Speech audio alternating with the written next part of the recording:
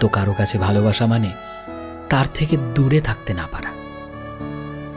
আবার কারোর কাছে ভালোবাসার মানে হলো সবসময় তার ভালোবাসার মানুষের সাথে ফোনে কথা বলা কিংবা দেখা করে ঘুরে বেড়ানো। আবার কারো কাছে ভালোবাসার মানে হলো প্রিয় মানুষটা যতই দূরে থাকুক না কেন তার কথা ভাবতে ভাবতে ক্লান্ত হয়ে যাওয়া। কিন্তু তোমরা কি জানো যে আসলে এই সব কোনো কিছুই ভালোবাসা নয়? যদি রাস্তায় চলার সময় তুমি কোনো মানুষকে দেখে বলো, ওয়াও, মেয়েটা কি সুন্দর, ছেলেটা তো বেশ হ্যান্ডসাম, তাহলে কি আমার লাভ এট ফার্স্ট সাইট হলো?